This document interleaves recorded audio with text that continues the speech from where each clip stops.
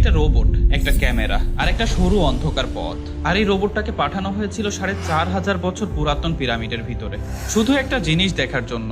হঠাৎ রোবট থেমে গেল। সামনে একটা বিশাল পাথরের স্ল্যাব, পথ আটকে দাঁড়িয়ে। গবেষকদের মনে হলো নিশ্চয়ই এই স্ল্যাবের অপর প্রান্তে এমন কিছু আছে যা গত ৪,৫০০ বছরে কোনো মানুষ চোখে দেখেনি। তাই তারা রোবটের সামনে বসালেন একটা ড্রিল, পাথরে করলেন ছিদ্র, আর সেই ছিদ্র দিয়ে পাঠালেন একটা ক্যামেরা। সেই ক্যামেরায় যা দেখা গেল তা আসলেই ৪,০০০ বছরে কেউ দেখেনি। এটা মিশরের গিজা, যেখানে দাঁড়িয়ে আছে ১৩৮টা পিরামিড। আর তাদের মধ্যে সবচেয়ে বিশাল আর বিখ্যাত পিরামিড হলো the great pyramid of Giza. উচ্চতা ৪৮০ ফুট, ভিত্তির আয়তন হলো প্রায় ১৩ একর, মানে একসাথে ৯টা ফুটবল মাঠের সমান। এটা বানাতে লেগেছিল প্রায় ২৩ লাখ পাথর, যার প্রতিটার ওজন কোনোটা ৫০ টনের মতো। আর পিরামিডের মোট ওজন প্রায় ৬০ লাখ টন, যা ১২টা বুর্জ খলিফার সমান। প্রশ্ন হলো, হাজার হাজার বছর আগে যখন মানুষের হাতে ক্রেন নেই, ট্রাক নেই, তখন এত বিশাল একটা জিনিস তারা বানালো কিভাবে? প্রথম চ্যালেঞ্জ ছিল দিক ঠিক করা। পিরামিডের ৪টা দেয়াল প্রায় উত্তর, দক্ষিণ, পূর্ব, পশ্চিমে নিখুঁতভাবে বসানো, অথচ সেই সময় কম্পাস বলে কিছুই ছিল না। ধারণা করা হয় তারা আকাশের নির্দিষ্ট তারা দেখে দিক ঠিক করতেন।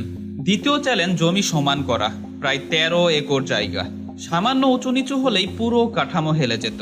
লেজার লেভেলার তো দূরের কথা, তখন আধুনিক কোনো মাপার যন্ত্রই ছিল না। তাই বিশেষজ্ঞদের ধারণা জমির চারপাশে নালা কেটে সেখানে পানি ভরাট করা হতো, আর পানি দ্বারাই বোঝা যেত কোথায় উঁচু আর কোথায় নিচু।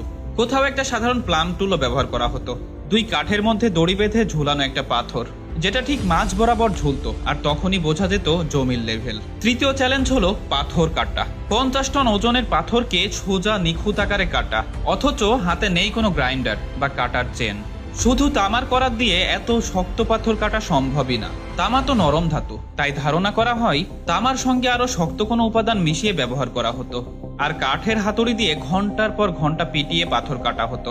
চতুর্থ চ্যালেঞ্জ, এই পাথর নির্মাণ স্থলে আনা। যে চুনা পাথর ব্যবহার করা হয়েছিল তার অনেকটাই আসতো প্রায় ২৫০ কিলোমিটার দূর থেকে।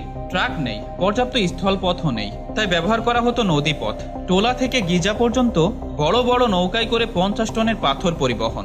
শুধু একটা পাথর নৌকায় তুলতে এবং নামাতেই লাগবে শত শত শ্রমিক। এরপর পঞ্চম আর সবচেয়ে কঠিন চ্যালেঞ্জ হলো এই পাথরগুলো ৪৮০ ফুট উঁচুতে উঠানো, কোনো ক্রেন ছাড়া কিভাবে? বিশেষজ্ঞদের ধারণা তৈরি করা হয়েছিল টেম্পো র্যাম্প। কেউ বলেন সোজা ঢাল, কেউ বলেন শার্পিল বা স্পাইরাল র্যাম্প। যাই হোক না কেন, একটা জিনিস নিশ্চিত, এই কাজে লেগেছিল হাজার হাজার শ্রমিকের সমন্বিত শক্তি। আর সবচেয়ে চমকপ্রদ রহস্যটা লুকিয়ে আছে পিরামিডের ভিতরে। শুধু বাইরে পাথরের স্তূপ নয়, ভেতরে আছে কক্ষ, করিডোর, টানেল। আর সেখানে কিছু জায়গায় চুনা পাথরের বদলে ব্যবহার করা হয়েছে গ্রানাইট, পৃথিবীর সবচেয়ে